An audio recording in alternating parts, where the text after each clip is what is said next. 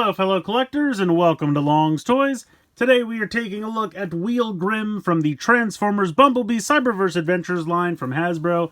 This was part of the Dinobots Unite subline they did towards the end of the run. I think the show had already ended when they were doing these, but those online movies that they did towards the end to kind of sum up the show were out. Still haven't seen those, by the way. But yeah, so this was one that kind of came out and just kind of never found it at retail and forgot about it for a long time.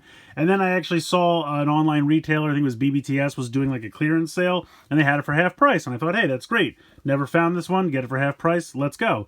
And then like a week after I bought it, I found it at a Burlington Coat Factory for I think like $10, which is even less than half. So these are kind of still floating around if you're looking for these. I would check Burlington Coat Factory, TJ Maxx, places like that, because $10, pretty good price. But anyway, we have this kind of combined mode here between Wheeljack and Grimlock called WHEELGRIM, which I have to admit is not the best name, but I mean, what else do you go with? Grimjack, Jacklock. I mean, there's not a lot of great options here, I gotta be honest. So, they did a couple of these. I think there was one for Megatron and Slag for some reason, or Slug, whatever they call them now. And then there was also one for Bumblebee and Swoop, which I had that one. That one was actually pretty good. Never understood the Megatron and Slug one. I thought that was a weird combo, but here we go. Wheeljack and Grimlock. So he looks pretty cool. I'm kind of excited for this. They're basic in terms of transformation because they have to be able to combine here. And the legs are literally just the car you can see split in half. So we'll see how it goes. But the Swoop Bumblebee one was kind of fun. So I think this is going to be fun. I'm going to get these guys out of the packaging here and we're going to take a closer look. Alright, so here they are out of the packaging. Very basic figures. I guess we'll start with Grimlock. Head sculpt I think is pretty good. Nice blue paint there for the eyes. The face is very basic. He's just got kind of like a weird slit mouth. I kind of wish he either had like a faceplate or maybe a more pronounced mouth. I don't know, just right there it's kind of a weird, boring expression. But you have some nice detailing here on the chest. A little bit of yellow and red paint.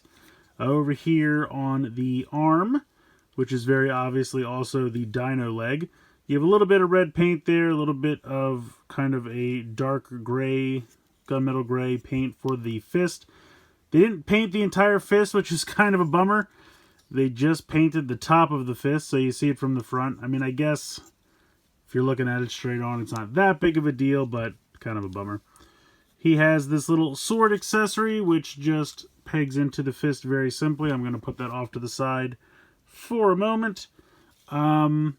Articulation wise, head cannot move. The arms can move all the way around. You do have kind of a weird bend here because that's going to be an elbow in the combined robot mode. You can see those fists also got painted here on the side. But again, could not paint the entire fist. And then he's kind of got knees, but they're spring-loaded, which is weird. Guess he's just got good reflexes. You can see the dino head back here. I do really like the way you have to flip this around for the transformation.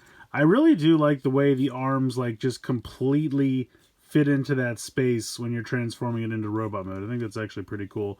I do kind of wish you could flip this inside or something, but I understand there's not really any space for it. So yeah, as far as robot mode, it's okay. Definitely could use some more paint applications, but I understand, you know, budget's a thing. But he's alright. Wheeljack, I feel like got more paint, but less articulation. So the head, I think, actually looks pretty good. He's got a little bit better expression. He's got some blue painted eyes as well. What I don't get is, so for transformation, you'll see in a moment, this whole panel here flips down so that the head can fold into the chest. And if that's the case, why wouldn't you just have the head be longer to cover the connection joint here, the connection piece? Just have the head come up to about there. Like, I don't get why the head is so low. He's got this thing sticking out of the top of his head. If this piece is going to hide away anyway, have it flip and cover this, like have the chest come up to about here, have the head be that, like this could have just been the back of his head. This face could have just sat on front of that. Whatever.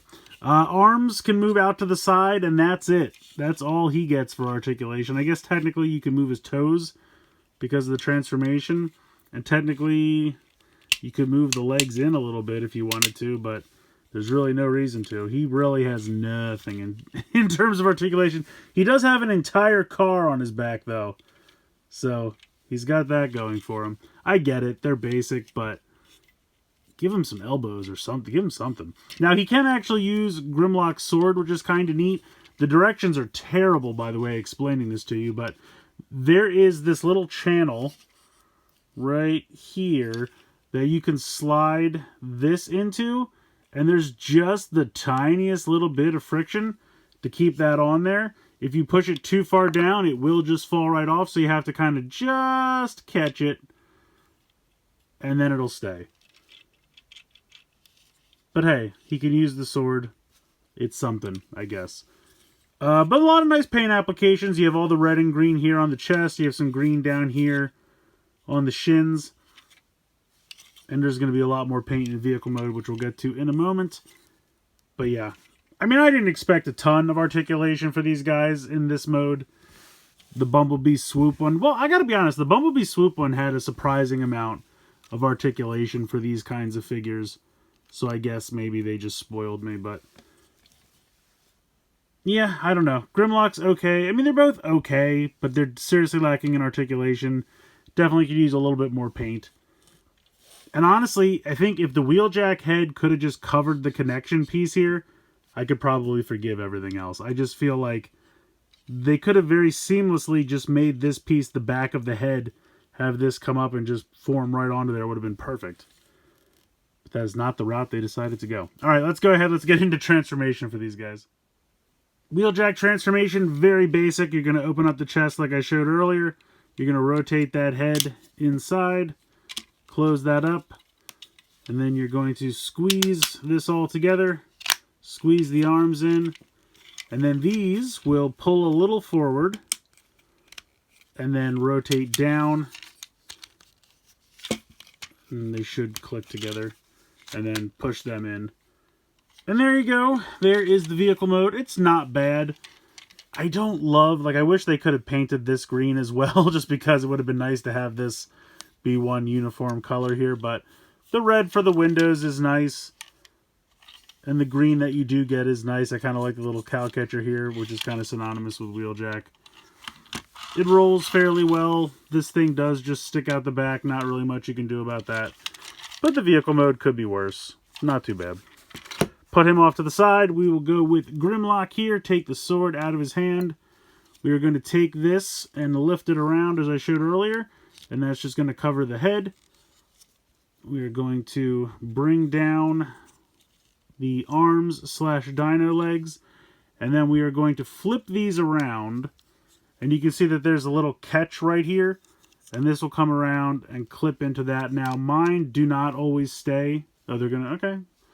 They're going to be well behaved on camera, which I appreciate. Usually it's the other way around.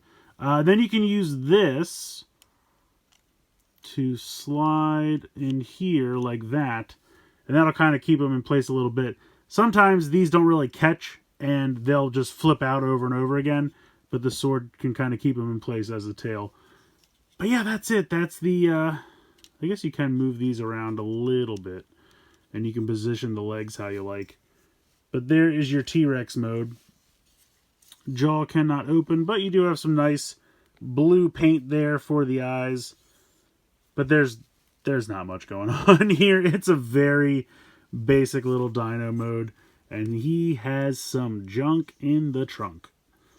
This whole area is ridiculously thick. I feel like the neck and hands and head are so dinky and just not well proportioned at all. But there you go. So I would say one decent alt mode, one barely passable alt mode. Let's go ahead and combine. So we are going to take the tail back out. Oh, and they're still cooperating. Flip these around about here. That's fine, something like that. Sit him there. Grab Wheeljack. Flip. Actually, I guess we have to pretty much transform him completely. He has no auto transform gimmick. Grimlock really only has that. So now we have some pants. Basically, it's just like transforming him back to robot mode, except you do not pull the arms out or the head. So leave him like this. Grab this. There's the connection point right there, right here. Pop this on. Let me rotate the camera up here. Perfect. I'm going to take that again. Alright, so that first time is not the toy's fault. I had the arms too far forward. You have to push them a little bit further back. Now we will try again to connect this on here. Let me click this into place. Okay, let me click this into place. There we go. Now we're talking. So that you can bring the arms down, and then you can utilize the elbow joints. Kind of put these at like a 45-degree angle. Honestly, this mode is not that bad, and obviously this is the mode that they put the most love into, since it is the whole gimmick. The head does jiggle a little bit, as you can see, because that's spring-loaded. That's meant to pop out. But I feel like the connection's pretty good. Now, at first, I didn't have the head retracted into the chest for Wheeljack, and the connection was not nearly, like, connected enough, so that's something to be aware of. But he's alright. I like how the Grimlock head kind of comes down if you want to move these around a little bit. Well, you can, actually. I thought you could. I thought you could put those down, but you can't. You can move these a little bit. You can do a little bit, but I think putting them at like a 45-degree angle looks the best. So you have movement here. You have the elbow here that I talked about. You can do pretty much 90-degree range of motion there. It stops at about 45, which is nice. Like I said, they did paint the fist here. Nothing in the legs. You can hold the sword. Head sculpt's not bad. I like the crown. I will say, though, it's kind of a bummer when you have this cool crown that the paint stops halfway and this part of the crown is not painted. Like, if you're not going to do anything else, they could have at least just painted this little bit of the back of the head just so that the crown looked uniform and solid, but oh well. The paint that we do get on the head looks pretty nice.